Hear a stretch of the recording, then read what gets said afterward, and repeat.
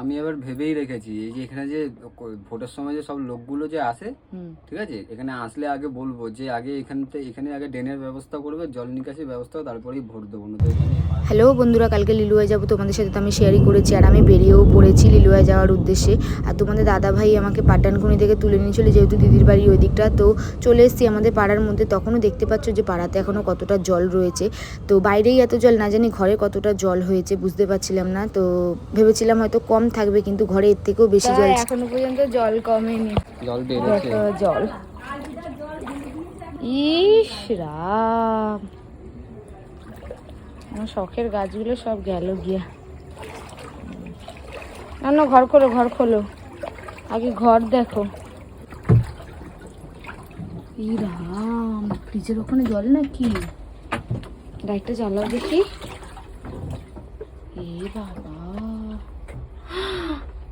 এ বাবা, ফ্রিজ তুলতে হবে এখন। দেখি দেখি, সরো। এ মা,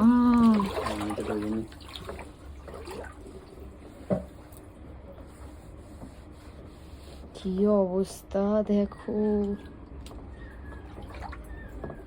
আমি এবার ভেবেই রেখেছি এই যে এখানে যে ভোটের সময় যে সব লোকগুলো যে আসে, ঠিক আছে, এখানে আসলে আগে বলবো যে আগে এখানে আগে ড্রেনের ব্যবস্থা করবে, জল নিকাশির ব্যবস্থা, তারপরেই ভোট দেবো না তো এখানে এই পাড়া থেকে কেউ ভোট দেবে। আমি তো এমনিতেও ভোট দিই না, আর তুমি কি অবস্থা, এই অবস্থার মধ্যে আর কতদিন থাকতে হবে? কত জায়গা শুকনো জায়গা, আর আমাদের এখানে সুন্দর সব বাজার গুজার সব ছিল।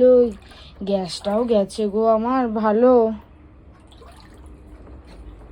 নয়। ফ্রিজ তোলো, ফ্রিজ তুলতে হবে, ফ্রিজ তুলতে হবে, ফ্রিজটা পুরো আমার পুরো শখে। বাবা বাবা, কি অবস্থা, বাইরে সব জায়গায় জলে জল। মেন তো আমার এই ফ্রিজটা কদিন হয়েছে যে কিনেছি। এইভাবে কি মানুষ থাকা যায় তোমরাই বলো? ভেবেছিলাম হয়তো এতটা জল হবে না, কিন্তু এখানে এসে দেখছি আরো খারাপ অবস্থা।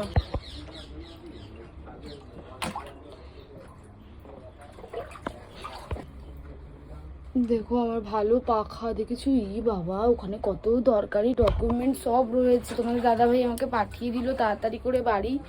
আর দেখো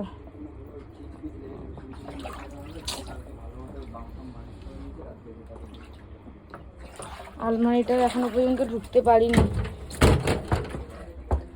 সব এখন আমাকে তুলে তুলে। মা না না, বাবা সব ভিজে গেছে, দেখো দেখো দেখো। এ বাবা, এ কি গো,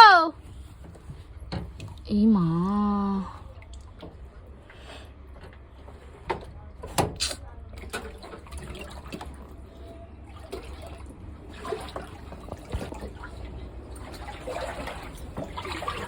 নিচের জামা কাপড় গুলো ভিজে গেছে। কোথায় গেল বাবু?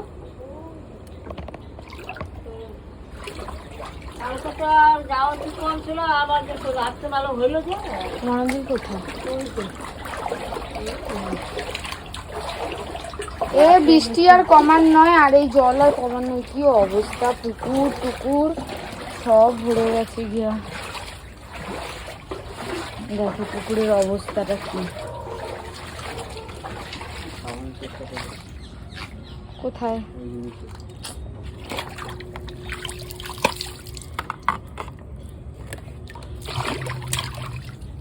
ফ্রিজ তো হলো, আলমারির পুরো হিসেব হয়ে গেছে, নিচের জামা কাপড় গুলো ভিজে গেছে পুরো। কে বললো? আমি দেখলাম এখন আলমারির নিচের জামা কাপড় গুলো ভিজে গেছে। ওইদিকে রাস্তা, আমাদের ওইদিকে একদম জল নেই, একদম না, সেটা তো দেখেইছো। তোলো তোলো, ফ্রিজ তোলো, দেখে লাভ নেই। ভালো হতো জামাইবাবুকে নিয়ে আসতে, জুতো টুতো সব ভিজে গেছে, তুলতে হবে ফ্রিজ। ওই দেখো সব ভিজে গেছে, দেখো দেখো, এই দেখো, এই দেখো দেখো। ই বাবা, দেখেছো? এই মা, আমার নতুন শাড়ি, এগুলো যদি একটু করে রেখে যেতে পারতাম, আমি যদি আসতাম। আলমারি তুলবো না, ইসে করবো বুঝলে, আলমারিটা তুলবো না, ওই জামা কাপড় গুলো নিয়ে চলে যাবো, নিচের যেগুলো ভিজে গেছে ওগুলো নিয়ে চলে যাও না। উপরে তুললে নষ্ট হয়ে যাবে, ভালো ভালো জামা কাপড়। আমাদের ওইদিকে একদম জল নেই, একদম না, মানে রাস্তায় এত সারাদিন এক মাসে যদি বৃষ্টি হয় মানে তাও মানে জল মানে বাড়বে না এরকম অবস্থা। আমার বাপের বাড়ি বলো কারো দিদির বাড়ি বলো, এইখানে এত জল, রাস্তাঘাটে প্রায় হাঁটু অব্দি জল আমাদের রাস্তা। আর ঘরেতে দেখো কতটা করে জল, ঘরেতে এতটা করে জল আর রাস্তার মধ্যে হাঁটু অব্দি জল। তোমাদেরকে দেখাবো, দাঁড়াও, এই কাজগুলো সব এখন সেরে নি। দেখতে পাচ্ছ কত জল, এত জল ঘরেতে থাকার মতো না। দেখো পাটা দেখো, দেখো কতটা করে, এতটা করে আমার ঘরেতে জল, বাইরেতে এক হাঁটু, পাড়াতে এক হাঁটু। এখন এই জিনিসপত্রগুলো খাটের মধ্যে দেখো সব কোনো রকম ভাবে আর কি এখন তুলে রেখে যেতে হচ্ছে, নয়তো এই কষ্টের জিনিস সব শেষ। আলমারির এই যে শোকেসের নিচের থাকটা পুরো খালি করে দিলাম। ছেলের জামা কাপড়, নতুন নতুন জামা কাপড় পুরো নষ্ট হয়ে যাবে, নয়তো সব নতুন শাড়ি পুজোয় নেওয়া সব নষ্ট হয়ে যাবে। কোনো রকম ভাবে দেখি, লাইটটা অফ করো। হ্যাঁ চলো চলো, লাইটটা অফ করে দেখো কতটা জল। এই যে পরিস্থিতি দেখো, বাইরে জল দেখো, দেখো